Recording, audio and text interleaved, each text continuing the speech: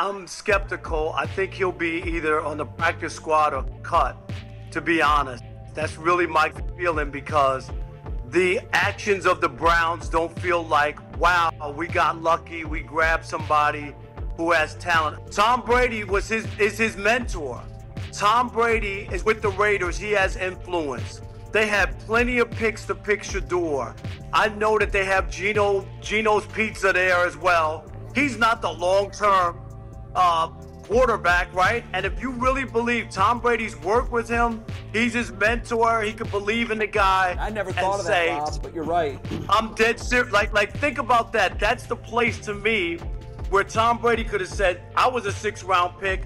You know, people passed on me. I believe in this kid. I've worked out with this kid. I know what this kid has. And it didn't happen. And I don't believe that unless the ownership stepped in, that he would have been drafted by the Browns. Training camp day 7 wasn't supposed to belong to Shedeur Sanders. If you looked at the roster, listened to the interviews, or watched the rep counts, you'd think this was Dillon Gabriel's team to lose. But then something shifted. Something the Browns couldn't ignore. The so-called 5th-round flyer, the rookie quarterback who had been buried behind veterans and handed scraps, stepped on the field, and the entire tone of practice changed. From the moment the Browns coaching staff tossed him what they called a dog bone, the energy flipped. This wasn't a fluke opportunity. This wasn't cleanup duty against bottom-of-the-roster defenders. This was the real deal. Live reps against the starters.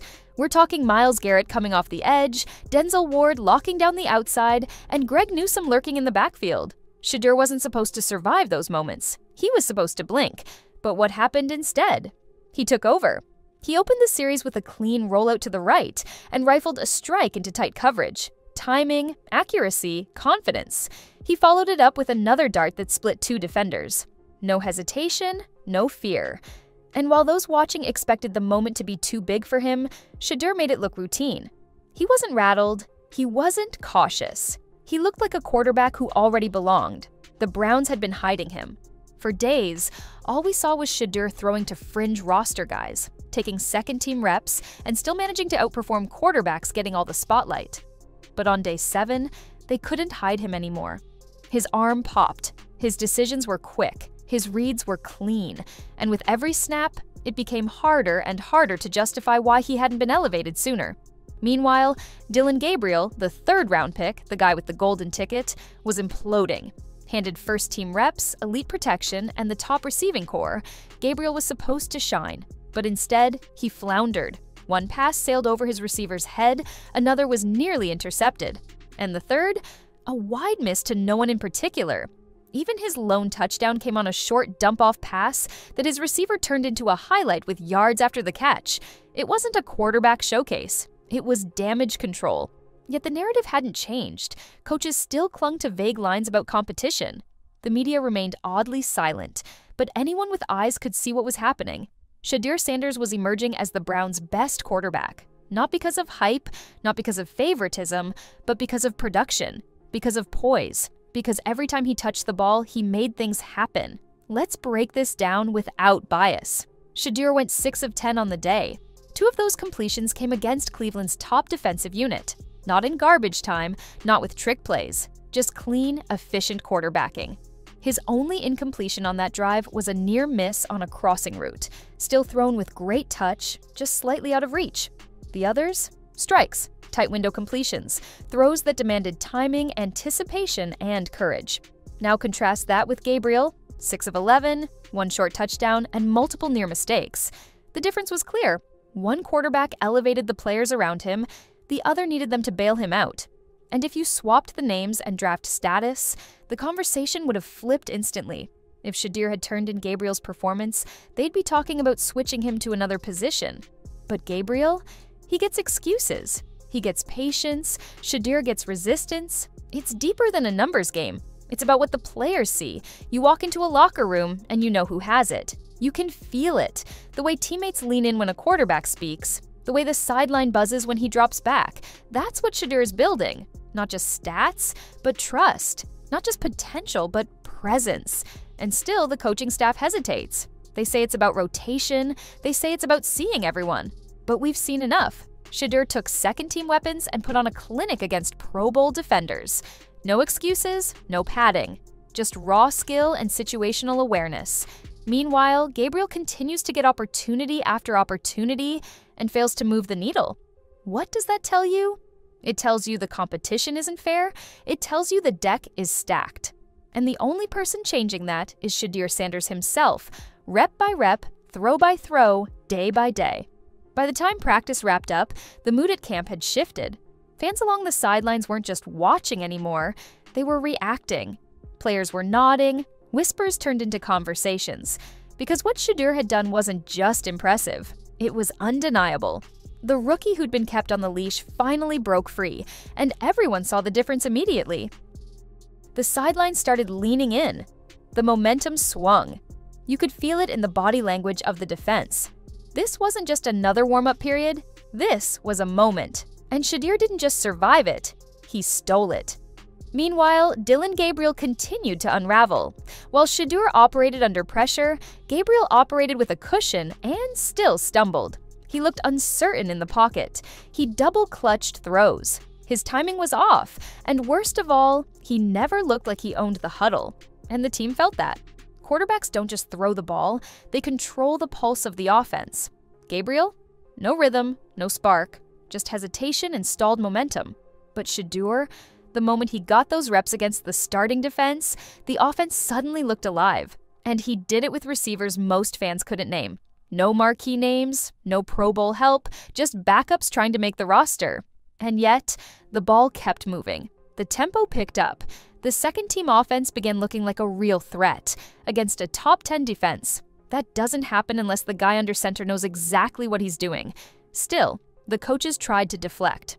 When asked about Shedeur's performance, they stuck to vague comments about evaluation periods and depth chart fluidity. But that act is wearing thin, because it's not just one good day.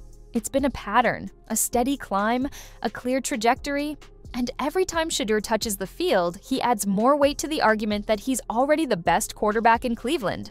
Let's be honest here, Joe Flacco is a veteran, but he's not the future. Kenny Pickett can't stay healthy long enough to compete, and Dillon Gabriel, he's proving week after week that the job is too big for him right now. So why is Shedeur still buried? Why is the guy making the biggest plays getting the smallest opportunities? Because admitting that Shedeur Sanders is the real deal would mean someone in that building has to own up to being wrong. Wrong for overlooking him. Wrong for downplaying him. Wrong for trying to hide him behind the narrative. But the field doesn't lie. Stats don't protect feelings. And every highlight clip posted from day 7 tells the truth. Shedeur Sanders showed up, showed out, and stole the show. Even the fans are catching on. Social media is flooded with clips. Fan pages are calling for his promotion, and former players are starting to speak up. Because football people know what it looks like when a quarterback takes the leap. They know what it means when the locker room starts shifting toward a guy. That's not politics. That's leadership. That's earned. And that's what makes this so frustrating. Because Shedeur has done everything asked of him. And then some. He's shown up early, he's stayed late, he's mastered the playbook. And now he's carving up the best defense on the team. And still, all he's hearing is be patient. But patience runs thin when the evidence keeps piling up. Patience starts to look like resistance. And in Shedeur's case, the only thing standing between him and the starting job is a coaching staff clinging to a flawed plan. A plan built on safe choices, draft politics, and outdated assumptions. But football doesn't care about that. Football rewards production, football respects command, and Shedeur Sanders is commanding everything right now. The offense, the huddle, the headlines. It's not a question of if anymore. It's when. When will the Browns finally let go of the narrative and embrace reality? When will the reps reflect the performance? When will the guy doing the most with the least finally get treated like the one with the most potential? Because day 7 didn't just expose the imbalance, it cracked it wide open. Shedeur Sanders took his shot and didn't just impress. He dominated. He embarrassed the coaching strategy. He made the safe picks look shaky. And he made the whole competition storyline feel like a bad cover story. The Browns can keep pretending it's even. They can keep rolling out phrases like, everyone's getting evaluated. But the film doesn't lie. The chemistry on the field doesn't lie. And the reactions from teammates don't lie either. This locker room knows what's happening. And if the coaching staff keeps ignoring it, they'll lose more than a starting quarterback decision. They'll lose the trust of the roster. Because players see everything. They know when someone's being overlooked. They know when someone's getting a raw deal, and they also know when it's time to follow the guy who's actually moving the chains, hitting the throws, and taking control of the moment. That's Shedeur Sanders. So now the Browns are on the clock. Not the draft clock, not the preseason countdown, the internal clock. The one that ticks louder with every rep where Shedeur continues to outshine his competition. The one that fans hear in every highlight. The one that coaches can't mute no matter how they spin it. Because Shedeur didn't just win a series on day 7. He didn't just complete a few passes, he flipped the entire conversation in Cleveland.